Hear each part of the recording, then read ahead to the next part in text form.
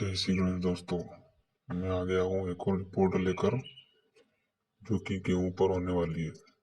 मैं ऐसी रिपोर्ट लाता हूँ ताकि आपको पता चले कि जो मार्केट उछाल करता है, कभी कम होता है कभी ज़्यादा होता है, तो इस पर कैसे क्या प्रभाव पड़ता है। आपके भी मन में होता है कि पिछले साल, इसके पिछले साल, अगले 5 साल तक क्या उत्पादन रहा होगा, क्या आयात हुआ, क्या निर्यात हुआ। डिमांड के ऊपर भी खेल होता है सभी। एक्सपोर्ट इम्पोर्ट अगर भी होता है, लेकिन हमारे घरेलू अगर उत्पादन बढ़ता है तभी एक्सपोर्ट होता है। इसका ध्यान रखें, क्योंकि एक्सपोर्ट के लायक हम तभी होते हैं जब हमारे पास अतिरिक्त माल होता है। अतिरिक्त माल हमें उत्पादन से मिलता है, उसके बोए गए क्षेत्र से मिलता है, और उसके पिछले साल कितना भाव रहा उसकी तरह से मिलता है। हम बात करेंगे गेहूं की, क्योंकि अब जो गेहूं का रुतबा है ये बहुत बढ़ चुका है, क्योंकि अन्य फसलों की बजाय इसमें खर्चा भी कम होता है, रोग कीट भी कम लगते हैं, और दूसरी फसलों में कीट रोग या अन्य बीमारियां ज़्यादा होती है। और अब पानी की भी कोई कमी नहीं है, हर जगह नहर का पानी पहुंच चुका है। जो नहर की जो टीम है वो कार्य कर रही है।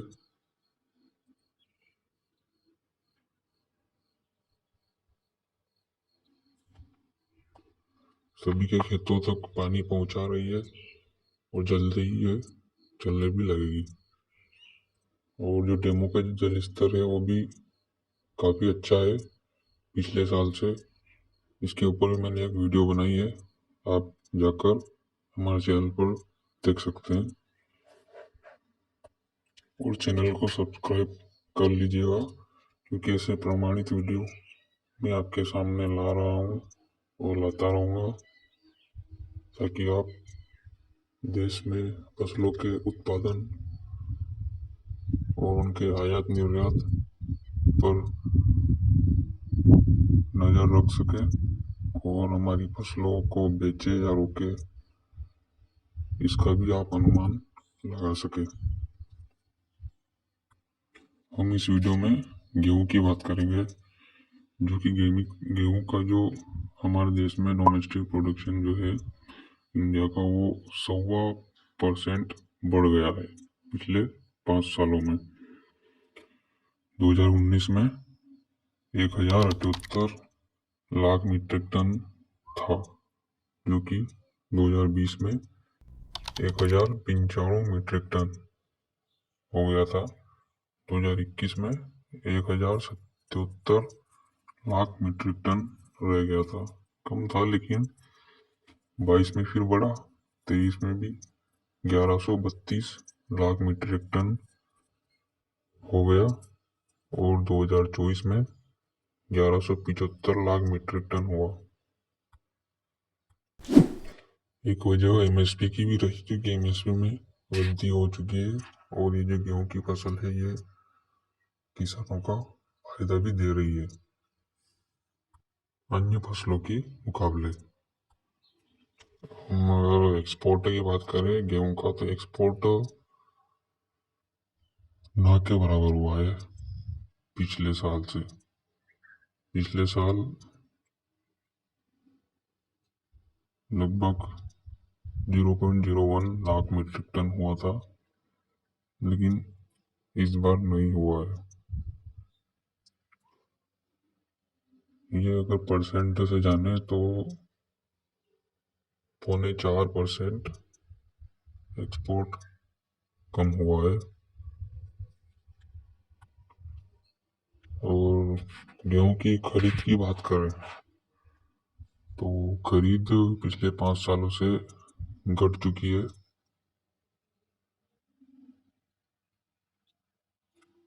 जो कि पिछले 21 में 433 लाख मीट्रिक टन खरीद हुआ करती थी, लेकिन अब 265 लाख मीट्रिक टन ही रह गई है।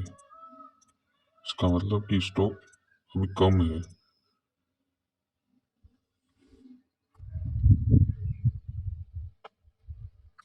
अगर हम अंतर्राष्ट्रीय की बात करें कितना उत्पादन है, तो यूएसडीएस ने 2025-26 के लिए अपने वैश्विक गेहूं उत्पादन पूर्वानुमान को संशोधित कर 808.55 मिलियन मीट्रिक टन कर दिया है, जो पिछले वर्ष की तुलना में 8.93 मिलियन मीट्रिक टन वृद्धि दर्शाता है। लगभग 9 मिलियन मीट्रिक टन वृद्धि दर्शाता है।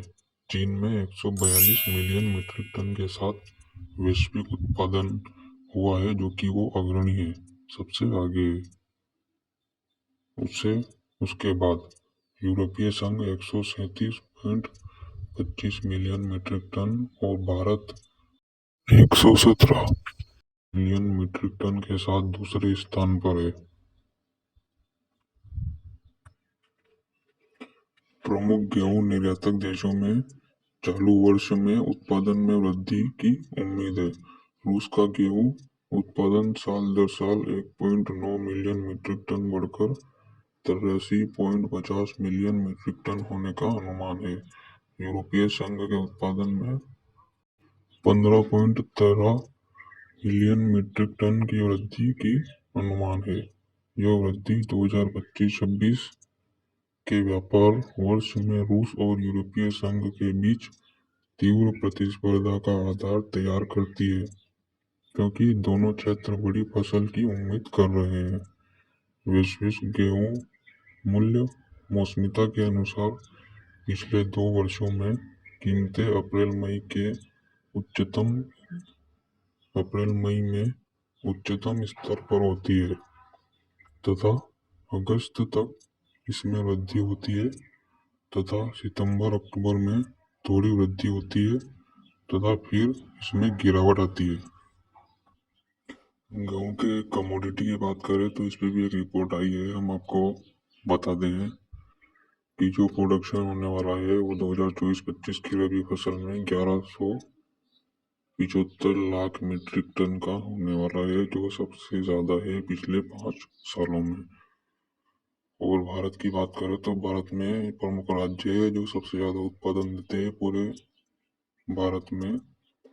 सबसे पहले नंबर पर उत्तर प्रदेश आता है, जो कि लगभग 31% अपना योगदान देता है। उसके बाद मध्य प्रदेश आता है, जो कि लगभग 20% योगदान देता है। उसके बाद पंजाब 15%। उसके बाद हरियाणा और फिर राजस्थान, जो कि दोनों लगभग 10% अपना योगदान देते हैं। और भी राज्य है जो योगदान देते हैं, ये प्रमुख राज्य है। हम पिछले साल के प्रोडक्शन की बात करें स्टेट वाइज, तो पिछले साल से जैसे कि मैंने कहा कि पिछले 5 सालों से उत्पादन बढ़ा ही है।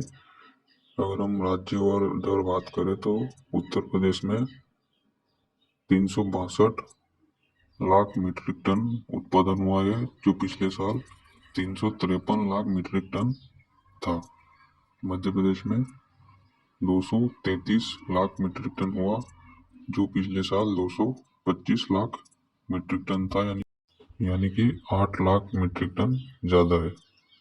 पंजाब में भी 2 लाख मीट्रिक टन ज़्यादा है। हरियाणा में 3 लाख मीट्रिक टन ज़्यादा है। राजस्थान में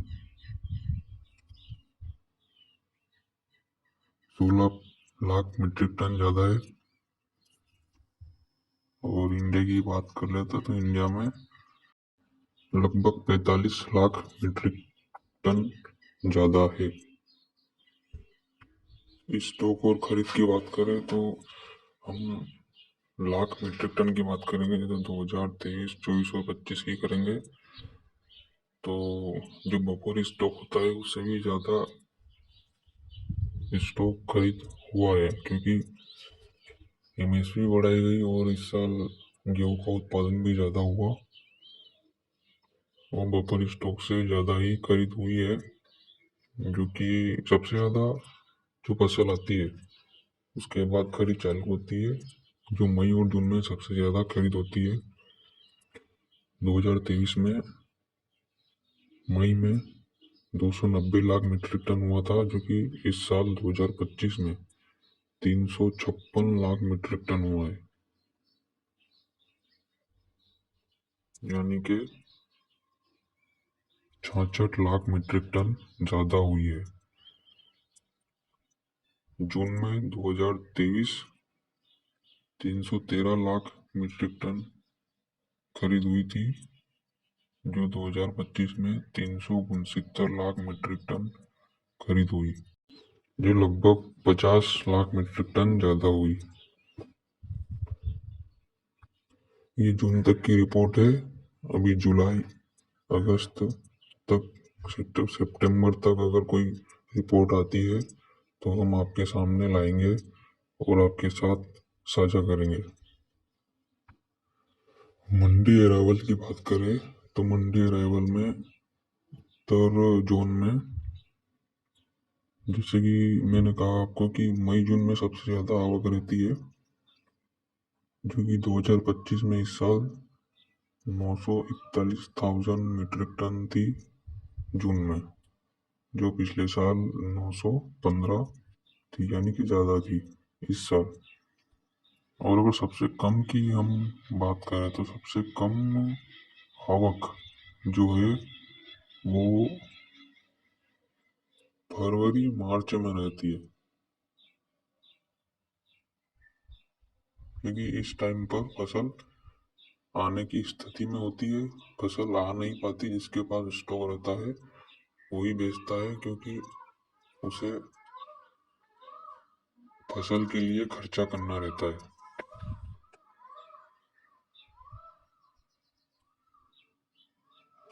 पश्चिमी जोन की बात करें तो पश्चिमी जोन में 2024 में 867,000 मीट्रिक टन अराइवल हुई थी, जो कि इस साल 1,003,000 मीट्रिक टन हुई है। दक्षिणी जोन की बात करें तो दक्षिण में कम ही होती है, क्योंकि उधर इतनी मंडियां नहीं होती। और पूर्व जोन में भी ऐसा ही है। तो सबकी मिलाकर बात करें तो 1791,000 मीट्रिक टन अराइवल हुई थी जून में 2024 में, जो कि जून 2025 में 1953,000 मीट्रिक टन हुई, जो कि ये लगभग 200,000 मीट्रिक टन ज़्यादा है। अगर हम मुद्रास्फीति की बात करें, गेहूं का आटा यानी, तो आमतौर पर गेहूं के आटे में सीपीआई मुद्रास्फीति अक्टूबर, नवंबर या दिसंबर में अपने निम्नतम स्तर पर होती है, जो खरीफ फसल की कटाई के साथ मेल खाता है। इसके बाद यह बढ़ जाती है और रबी और ग्रीष्मकालीन फसलों के आने से जुलाई या अगस्त में आसपास जुलाई या अगस्त के आसपास यह वृद्धि कम हो जाती है और अगली खरीफ फसल की शुरुआत से ठीक पहले सितंबर में सीपीआई मुद्रास्फीति चरम पर होती है। जून 2025 की बात करें तो थोक मूल्य सूचकांक में मुद्रास्फीति 6.25% थी, जो पिछले साल वर्ष इसी महीने में दर्ज लगभग 5% से अधिक थी। पिछले महीने की तुलना में 7.25% की वृद्धि हुई। आप सोच रहे होंगे कि ये मुद्रास्फीति क्या होती है, तो देखिए मैं आपको बताना चाहूँगा कि जो मुद्रास्फीति है वो उपभोक्ता के प्रतिशत को दर्शाती है कि उसने कितना उपभोग किया है अपने जीवन में, और ये साल दर साल बढ़ ही रही है, क्योंकि जनसंख्या भी बढ़ रही है। और अगर हम एक्सपोर्ट की बात करें तो 2025 में मई तक कोई भी एक्सपोर्ट नहीं हुआ है। सबसे ज़्यादा लगभग अभी तक 2021-22 और 22-23 में ही एक्सपोर्ट हुआ था। उसके बाद ना के बराबर ही एक्सपोर्ट हुआ है।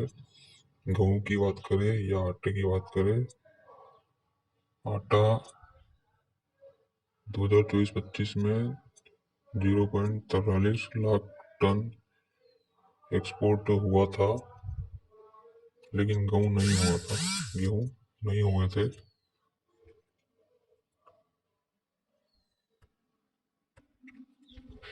तो धन्यवाद, आपने वीडियो को पूरा देखा होगा। इससे आपको पता चला होगा कि कितना क्या उत्पादन हुआ है, क्या एरावल से क्या एक्सपोर्ट हुआ है। खरीद और स्टॉक के बारे में जाना होगा। कौन से राज्य में कितना उत्पादन हुआ है वो भी आपने देखा होगा। और हमारे चैनल को सब्सक्राइब कीजिएगा ताकि ऐसी प्रमाणित वीडियो हम आपके लिए लाते रहेंगे।